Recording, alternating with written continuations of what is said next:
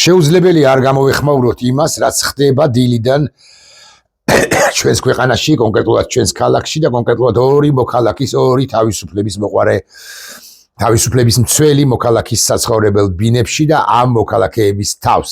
კერძოდ გულისხმობ მარიამ ბაჯელიძეს და ნანუკა ჟორჟოლიანს, რუსი გაბიტაშვილის გენერალური პროკურორის ბრძანებით პროკურატურის წარმომადგენლები და სუსის წარმომადგენლები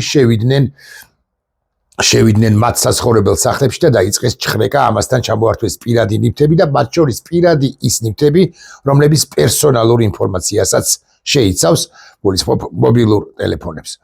ძალიან მნიშვნელოვანი დეტალია და ძალიან მნიშვნელოვანია ის, რომ მარიამ ბაჯელიძეს ჰყავს სახლში ის მარტოა და ჰყავს სახლში არასრულწლოვანი შვილი და კიდევ უფრო დამამძიმებელი და რუსული ხელისუფლებისთვის დამამძიმებელი გარემოება ფაქტია ის, რომ მარიამ ბაჯელიძე არის ფეხმძიმედ და არავის მარიამ ბაჯელიძის მეგობარ ნაცნობებს არ აძლევენ შესაძლებლობას, რომ გამოიყვანონ, მხოლოდ კარიდან გამოიყვანონ, ისე რომ ბინაში არ შევიდნენ მარიამ ბაჯელიძის არასრულწლოვანი შვილი, რომელმაც ბუნებრივია, აბსოლუტურად სალოდნელიც არის, რომ განიცადოს ისეთი წარმოუდგენელი სტრესი, რომელიც მის ჯანმრთელობაზე არსებით ზეგავლენას მოახდენს. აღარ ვლაპარაკობ უშუალოდ მარიამ ბაჯელიძის ჯანმრთელობაზე, ის არის ფეხმძიმედ, მეთქი აკითხარით და შეიძლება გამორიცხული არ არის, ძალიან მიმძიმსა ამ სიტყვის თქმა, მაგრამ ნაყოფსეც კი იმოქმედოს უარყოფითად იმ ამბავმა, რასაც აწყობს ქართული რუსული ოცნება და ქართული რუსული ოცნების რუსული პროკურატურა მარიამ ბაჯელიძეს რასაც უწყობს, ხო? წარმოუდგენელია, რომ ამას არ გამოიხმაურო. ამით კიდევ ერთხელ ადასტურებს ქართული რუსული ოცნება იმას, რომ აქ ცდილობენ ისინი კავკასიის ბელარუსის და თუ გებავთ მოხსნი ამ პირველ სიტყვას ბელარუსის გაკეთებას და მარწუხებს უჭერს რეპრესიებს აგრძელებს და აშინებს მოქალაქეებს. ამ ორ ადამიანს რომ ვერ დააშინებს გასაგებია, მაგრამ შესაძლოა სულაც არ გამორიცხავ, რომ სხვები ნახავენ ამ ვიდეო კადრებს გავრცელებულებს სოციალურ მედიაში. ამის შედეგად შესაძლოა ბევრი ან ზოგი მოქალაქე დაშინდეს. ბელარუსი ამ ქვეყნიდან რომ არ გამოვა ეს ფაქტია, საბოლოო ჯამში რომ არ გამოვა ეს ფაქტია, საბოლოო ჯამში უკლებლივ ყველა პოლიტიკური გადაწყვეტილების მიმღები პირი, კობახიძიდან კი არა, ივანიშვილიდან დაწყებული ნებისმიერი დეპუტატით დამთავრებული, რომ აგებს პასუხს ამაზე და მათ შორის დუმილზეც აგებს პასუხს, შესაძლოა დუმილზე არა სისხლის სამართლებრივს, მაგრამ ნებისმიერ შემთხვევაში საზოგადოებრივ პასუხს რომ აგებს და აბსოლუტურად ყველა მათგანი მარგინალიზებული რომ იქნება გარკვეული პერიოდის შემდეგ საზოგადოებაში, ეს ფაქტია, მაგრამ ეს კი ურთულესი პერიოდი გვიდგას და ურთულეს პერიოდს უწყობენ, ურთულეს ამბებს უწყობენ, როგორც ცალკეულ ინდივიდებს, ისე საზოგადოებას, ისე ქვეყანას მთლიანად. რითი განსხვავდება ეხლა მე ეს კითხვა დავსვა ქართული ოცნების მომხრეებისა და პირში წყალჩაგუბებულების მისამართით, რითი განსხვავდება ეს რეჟიმი 30-იანი წლების საბჭოთა რეჟიმისაგან?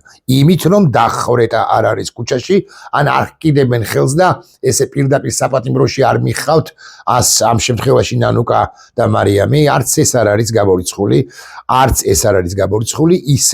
ეს უკანასკნელი ამბავი, ისეთ ტალღაზე ან ისეთ დინამიკაში არის ქართული რუსული ოცნება. ეხლა კიდევ რას უკავშირდება ჩემს მოკლე ვიდეო ბლოგში ამასაც გეტყვით, ხო? რას უკავშირდება ეს განსაკუთრებული გავეშება, გააქტიურება ქართული რუსული ოცნებისა და პოლიტიკური გადაწყვეტილების მიღება ბიზინა ივანიშვილისა და მისი ამ ფსონების მიერ იმის თაობაზე, რომ ორი აქტივისტი ქალის სახლებში ჩაეტარებინათ ჩხრეკა და ასეთი მეთოდებით ჩაეტარებინათ ჩხრეკა, ასე სახელდახელოდ, საგანგებოდ, ასე მძიმედ წაერთმიათ მათ შორის პირადი ნივთები, პირადი მოხმარების ნივთები და დაეშინებინათ საზოგადოებამ. ეხლა ძალიან რთულია ესეთ გლობალური ანალიზის გაკეთება, მაგრამ იცით თქვენ ალბათ, რომ გუშინ, თუ არ იცით გეტყვით, გუშინ დაჯდა თვითმფრინავი თბილისის საერთაშორისო აეროპორტში, რომელშიც იმყოფებოდა ვიცე-პრემიერი ლევან დავითაშვილი ამერიკელებმა გაავრცელეს ერთ-ერთი მედია საშუალებისთვის მიცემულ კომენტარში ამერიკელებმა გაავრცელეს ამგვარი შინაარსის განცხადება ჩვენ ლევან დავითაშვილს ძალიან კარგად ნათლად განვუმარტეთ რა უნდა გააკეთოს საქართველოს ხელისუფლებამ იმისათვის რომ თეორიულად მაინც აღდგეს ურთიერთობები შეერთებულ შტატებსა და საქართველოს შორის ლევან ვინ და ლევან დავითაშვილმა ეს ყველაფერი იცის და ვინ და რუსულმა ფსბ-მაც იცის ეს ყველაფერი რა ინსტრუქციები ან დავალებები ან რეკომენდაციები მიიღო საქართველოს დე-ფაქტო ხელისუფლების არ დასაცავმა ხაზგასმით ვამბობ წარმომადგენელმა ლევან დავითაშვილმა რა მესიჯი უნდა გადაეცა მას ან უნდა გადასცეს მან ბიზინა ივანიშვილს აბასთუმნის უღრანების ბინადარს სწორედ ბიზინა ივანიშვილს და არა კობახიძეს რომელიც მისი ფორმალური ნაჩალენიკია თუ სხვებს და ეს მესიჯი ანუ უფრო ფართოდ უფრო დეტალურად რა უთხრეს მას შეერთებულ შტატებს რა საკვირველია მისატანია და რადგან ფსბ-მ და მისმა წარმომადგენლებმა კობახიძემ დინარაძემ სხვებმა და მათ შორის გაბიტაშვილმაც ეს ყველაფერი იციან მათ უკვე გაუგზავნეს სიგნალი ჩვენს დასავლელ პარტნიორებს და კონკრეტულად შეერთებულ შტატებს იმის თაობაზე რომ ჩვენ ამგვარი ამერიკას რომ უნდა და ამერიკას რომ აწყობს და ამერიკა რომ გვირჩევს იმ პოლიტიკის გატარებას უბრალოდ არ ვაპირებთ ეს რომ იცოდეთ ამ თავითვე აზრსაც კარგავს მეთქი ლევან დავითაშვილის შესაძლო შეხვედრა ბიზინა ივანიშვილთან და გზავნილების გადაცემა ბიზინა ივანიშვილისათვის შეერთებული შტატებიდან იმიტომ რომ უკვე საქართველოს ხელისუფლებად წოდებულმა ბანდამ უკვე გადადგა კიდევ ერთი პრორუსული ნაბიჯი ამ ხსენებული დავითაშვილის ამერიკული შეხვედრების შემდეგ თუ კვალ. აი ეს არის სახელდახელო ანალიზი, უფრო ვრცელი ანალიზის გაკეთება რასაკვირველია შეიძლება და ამ ანალიზს მე შემოგთავაზებთ უახლოეს დღეებში თუ საათებში არა. იმიტომ რომ გარბისი ჩვენ როგორ განვითარდება მოვლენები. ეხლა მე თავარი სათქმელი რაც არის ეხლა გარდა ანალიზისა და რაღაც გლობალური საკითხებისა და უკრაინის თემის შემოტანისა აქ და ახლო აღმოსავლეთისა აი სწორედ ნანუკას მოგაცრავად მარიამ ბაჯელიძის ლაივი იყო ჩართული და ოფიციალურად გადავცემ კანონს. ხო, თითქოს ესენი იქცევიან წეს გამომძიებლები პროკურატურიდან იქცევიან წესიერად, მაგრამ ეს რეალურად არის მოჩვენებითი ამბავი. ისინი ესე რაღაცა კამერაა ჩართული, რაღაცა ლაივშია ამ შემთხვევაში მარიამი 2 საათის წინანდელი ვიდეოა თურმე და იმ სხვა შემთხვევაში ნანუკა ისინი თითქოს ძალიან წესიერად იქცევიან და არაფერს აკეთებენ რაღაც უწესოს. მაგრამ ის ვიღაცა იტყვის რომ იცით რა ხო ქონდათ პროკურატურისაგან ნებართვა. დიახ, პროკურატურისაგან ნებართვა ჰქონდათ.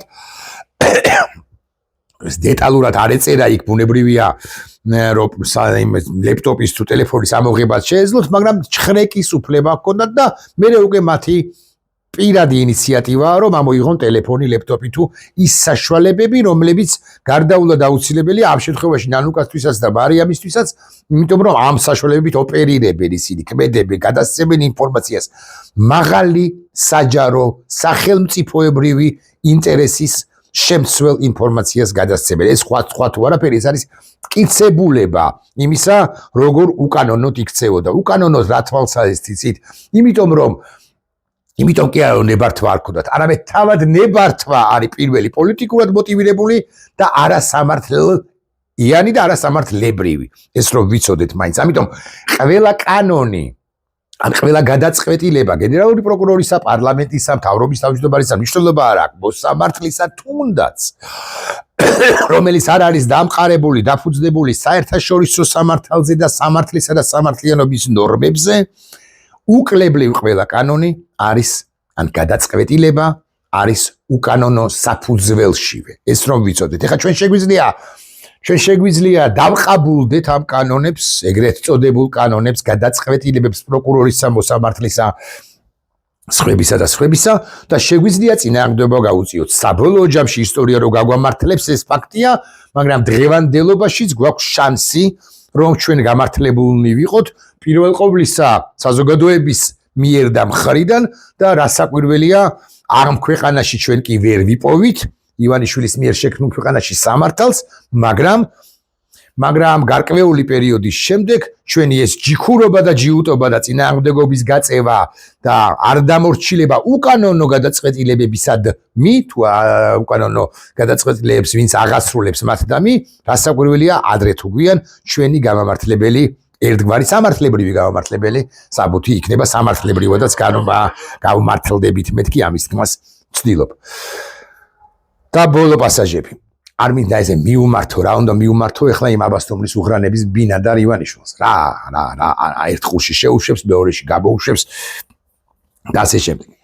არც იმათ არ მიუმართავ გაბო ბიზინებულებს როგორც პოლიტიკური ხელმძღვანელობიდან იკობახიძეებს და სხვებს და ასევე რაღაცა რიგით წევრებს ქართული ოცნებისა, რომელსაც უნდათ კარიერული წინსვლა ქართულ ოცნებაში და მხოლოდ ქართულ ოცნებაში, იმიტომ უნდათ ქართული ოცნებიდან წინსვლა, რომ სხვა ასპარეზიდან, სხვა სასტარტო მდგომარეობიდან მათ შანსი რასაკვირველია არ აქვს თავისუფალ და ნორმალურ კონკურენციაში. დიახ, არც ერთი თქვენგანი არ იმსახურებს იმას, უმრავლესობა თქვენგანი არ იმსახურებს იმას, რა თანამდებობაზეც გინდათ, რა პოზიციაზეც გინდათ თქვენ მოხვედრა და მხოლოდ ბლატით, ნეპოტიზმით თუ წახვალთ წინ და შესაბამისად იქნებით დამოკიდებულნი ვალდებულებით დამოკიდებულებაში თქვენი დამნიშნავების მიმართ. მაგრამ მე არც თქვენ არ მოგმართავთ და გაგიკვირდებათ, ეხლა მაყურებელს მეუბნები, არ მიუმართავ არც იმ რიგით მომხრეებს, ამ მომრჩევლებს, ცხვრებს, რომლებიც მიდიან და მაინც ყველაფრის მიუხედავად რა გინდა რა არგუმენტი, აბა მიშაჯობდა, აბა ომი გინდათ, აბა deep state და გვერდზვის ვერ ხედავთ. ან ასე შემდეგ და ასე შემდეგ რა გინდა რა არგუმენტით მაინც დებილებივით უკაცრავად და აგდებენ ხუთში საარჩევნო ხუთში მოხაზულ ბიულეტენს, რომელშიც წერია, რომ ქართულ ოცნებას მისცეს ხმა, ანუ ელექტრონულად არ ვიცი, აფერადებენ თუ რაღაც ჭანდაბას შვებიან და ასე შემდეგ. მათაც არ მიუმართავ. მე მიუმართავ თავისუფლების მოყვარე ქართულ საზოგადოებას. არ შედრკეთ, არ შეშინდეთ, არ გეგონოთ რომ ამის გაგრძელება მუდმივად შეიძლება. წარმოუდგენელია, იმიტომ კი რომ გატყდებიან ამათი გატეხილობა გვინდა ამით და არც გაჟეჟილობა. წარმოუდგენელია რომ ეს გაგრძელდეს დიდხანს ისეთ ქვეყანაში, როგორც არის საქართველო, როცა ვამბობ რომ საქართველო ბელარუსი არ იქნება მეთქი და არა მარტო მე ვამბობ, ხო ხა ჩემზე მაგრები, ჭკვიანების, თავდადებულების და თამამების ამბობენ ამას და გონიერები რასაკვირველია პირველ ყოვლისა ისინი იმ გამოცდილებას ეყრდნობიან, რა გამოცდილებას აქვს ქართულ ხალხს ბრძოლისა და წინააღმდეგობის გაწევისა 10 წლეულების თუ 100 წლეულების განმავლობაში. ოღონდ ჩვენ რასაკვირველია გვინდა რომ ეს ჩვენ სიცოცხლეშივე მოხდეს, დასრულდეს ეს ქართული რუსული რეჟიმი და თუ იქნებით შეუპოვარდნი და ერთ ვიდეოს მაინც ჩავწერთ აი ჩემსავით ახლა თითოეული თქვენგანი ჩაწერს ერთ სიტყვას მაინც დაწერს Facebook-ზე რომ ნანუკა შენ გაგიმარჯოს და მარიამ შენ გაგიმარჯოს აი ამ დონეზე აი ამ პრიმიტიულ კი არა მარტივ წინადადებებს თუ მაინც დაწერს რომელიმე ჩვენგანი ხო დაწერს უმრავლესობა, მაგრამ აი კოცებ რომ არ მიუმართავ კოცების რიგითი ამ მომრჩევლიდან ცოტა რომ ვერ არიან და მაინც რო აძლევენ ხმას ვერ ახართ, დიახ, აი ესე გეტყვით. ხო, ისინი თუ დაწერენ ეს რეჟიმი 1 საათით 15 წუთით ადრე ჩაგვიშლება და ყოველ წუთი ძვირფასია ჩვენთვის, ჩვენი სახელმწიფოსათვის ბევრი მიზეზის გამო, რომლებზეც ახლა არ ვილაპარაკებ. მარიამ და ნანუკა გამაგრდით და ქართულ საზოგადოებას მოუწოდებ რომ გამაგრდეს, ყველაფერი იქნება კარგად.